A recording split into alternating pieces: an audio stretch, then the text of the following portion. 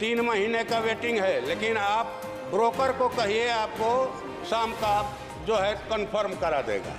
3 महीने के माने वेटिंग में ब्रोकर को कैसे मिल जाता है? और ट्रेन में चढ़ने के बाद हम बताएंगे सर, ट्रेन में चढ़ने के बाद देखते हैं कि बर्थ खाली है, 1000 रुपया दीजिए, 500 रुपया दीजिए, तुरंत जो है सीट भी मिल जाएगी। माननीय सभापति महोदय, आपका बहुत बहुत आभार कि आपने मुझे बोलने का मौका दिया। यहाँ की परंपराओं के हिसाब से रेलवे का अलग ही बजट पेश किया जाना चाहिए। ऐसा नहीं होने से विभाग की महत्ता कम होती है, इसका महत्व घटता है। इसलिए मेरी राय है कि अलग से रेलवे बजट आने वाले दिनों में पेश किया जाए सदन के अंदर। दूसरी बात, रेलवे का जो अंधाधुंध निजीकरण किया जा रहा है, इस पर रोक लगाया जाना चाहिए। पूंजीपतियों की दिलचस्पी मुनाफे में है, रेल यात्रियों की सुरक्षा और उनकी सुविधाओं को बढ़ाने में नहीं है।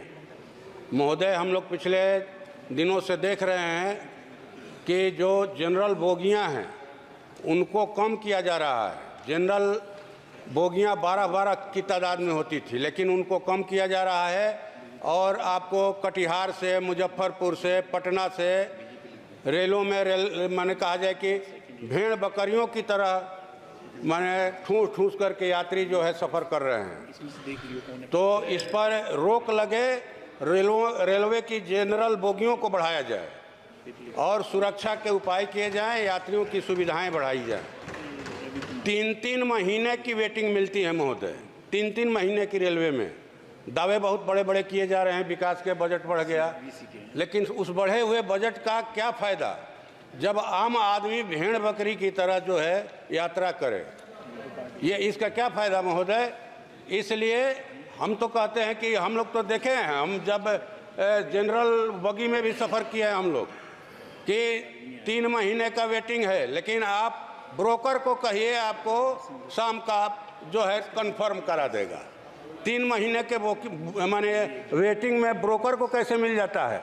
और ट्रेन में चढ़ने के बाद हम बताएंगे सर, ट्रेन में चढ़ने के बाद देखते हैं कि बर्थ खाली है, 1000 रुपया दीजिए, 500 रुपया दीजिए, तुरंत जो है सीट भी मिल जाएगी। तो सर मेट्रो का नहीं जाए, गड़बड़ा जाऊंगा मैं।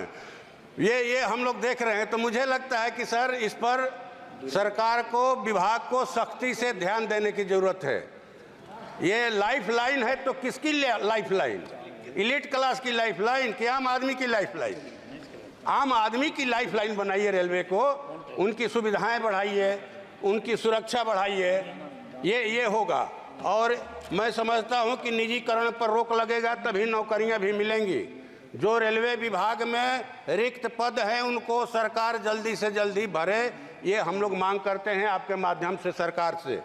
और जो सरकार ने सीनियर सिटीजन का 30% छूट जो रेलवे में यात्रा में मिलती थी उसको बंद कर दिया गया है सर, उसको चालू किया जाए।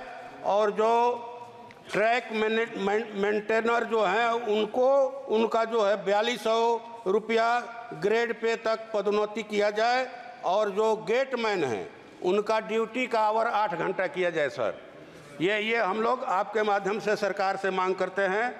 और हमारी मांग है कुछ आरा में जो है पूर्वी रेलवे गुमटी, उस पर प्रस्तावित है फुट ओवर ब्रिज।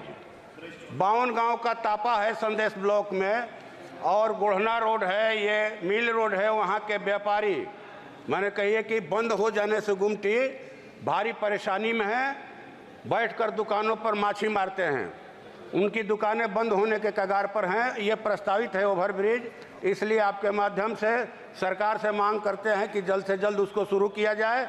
और आरा सासाराम जो रेल लाइन है उसका दोहरीकरण किया जाए। और आरा भभुआ रोड से मुंडेश्वरी स्थान तक का जो रेलवे लाइन बनना है, जिसका सर्वे भी हो गया है, उसको शुरू करवाया जाए सर। और राजधानी एक्सप्रेस का स्टॉपेज नहीं हम लोग के यहाँ, उसका स्टॉपेज दिया जाए। और अंत में बात ये कहेंगे सर कि जो कोरोना काल में ट्रेनें बंद कर दी गई हैं उनको शुरू किया जाए, या जिन स्टेशनों पर कुछ ट्रेनों का ठहराव बंद हो गया है, उसको फिर से चालू किया जाए। और इसी के साथ मैं आपका धन्यवाद करता हूं सर, आपने मौका दिया।